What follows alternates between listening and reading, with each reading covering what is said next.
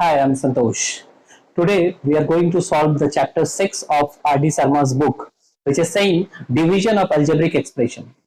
This session will be on bilingual basis so that Hindi and English both the students can get help from this video. Now, सबसे पहले we are going to solve the exercise 8.1, which is saying write the degree of each of the following polynomials. No, we have to understand these two words here. First is degree. What is degree and what is polynomial? ये दोनों चीजों को समझना बहुत जरूरी है. अगर इन दोनों चीजों को अगर हम लोग समझेंगे तो हम लोग आसानी से इस चीज को दिमाग में बैठा सकते हैं या सॉल्व कर सकते हैं. We know that in a polynomial the degree is highest power of the variable. Highest power of the variable. Now first thing, what is variable? Variable होता क्या है? अगर हम लोग बोलते हैं 2 और x. Now 2 is constant. हम लोग सबको पता है 2 जो है वो फिक्स्ड है, 2 कभी नहीं बदलने वाला. 2 को हम लोग कहीं पे भी ले जाएंगे 2 का वैल्यू 2 ही रहेगा. But x is variable. x का वैल्यू 1 2 3 4 5 -1 2 3 4 5 कुछ भी हो सकता है. तो अगर हम लोग बोलते 2x 2a 2b 2c, तो ये जो वेरिएबल है 2 हमेशा कांस्टेंट है और बाकी जो है a b c और x ये वेरिएबल है. तो वेरिएबल क्या है ये हम लोगों को समझ में आ गया.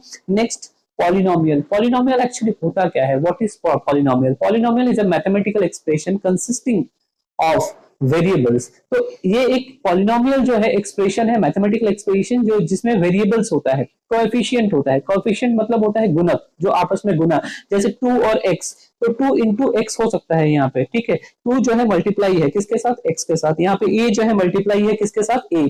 तो यहाँ पे इसको कोएफिशिएंट कहेंगे. And the operation of addition subtraction multiplication and non negative integer exponent. याद रहे कोई भी एक्सपोनेंट जिसको हम लोग यहाँ पे पावर लिखते हैं, पावर को ही हम लोग एक्सपोनेंट कहते हैं. ये नेगेटिव में पावर नहीं रहेगा, ये आगे आने वाले एक्सरसाइज में हमें काम आने वाला है. तो आप लोग प्लीज इसको ध्यान में रखें कि नेगेटिव एक्सपोनेंट नहीं होना चाहिए, ठीक है. नाउ यहाँ पे पहला क्वेश्चन पूछा गया है. A question number 1 is saying 2x cube plus 5x minus 7. तो यहाँ पे वेरिएबल दो टर्म है, 2x क्यूब है और 5x है. तो यहाँ पे x का वैल्यू यहाँ पे कुछ भी नहीं है, मतलब 1 है, और यहाँ पे x का वैल्यू जो है ये 3 है. तो हाईएस्ट पावर कितना होगा? हाईएस्ट पावर या एक्सपोनेंट इसका आंसर होगा 3. नाउ सेकंड, दूसरा क्वेश्चन है 5x square minus 3x plus 2.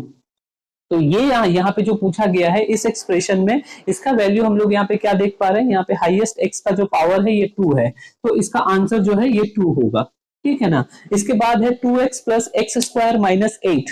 Variable का पावर करेक्ट, यहाँ पे वेरिएबल का पावर जो है ये भी 2 है.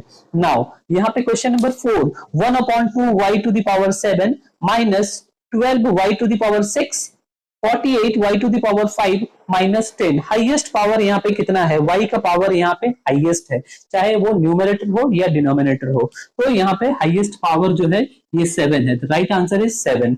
Now question number 5 is saying 3x cube और 3x to the power 3 plus 1. Clearly visible है, इसका आंसर जो है 3 होगा. Now question number 6 is saying 5 is a constant number, it is not a variable number. तो इसीलिए 5 का जो है कोई भी पावर हम लोग यहाँ पे नहीं लिखेंगे. 5 का जो आंसर होगा, पावर होगा, वो है 0.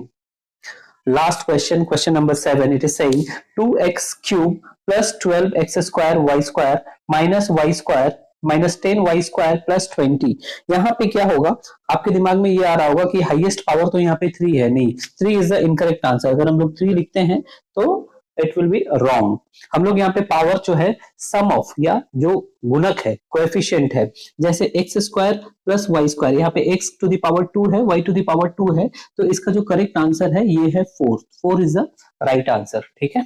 If you have any doubt related to mathematics feel free to ask me, ठीक है. कमेंट बॉक्स में आप यहाँ पे डाल दीजिए आपका कोई भी मैथमेटिक्स का प्रॉब्लम है या समस्या है. Will get back to you. Thank you.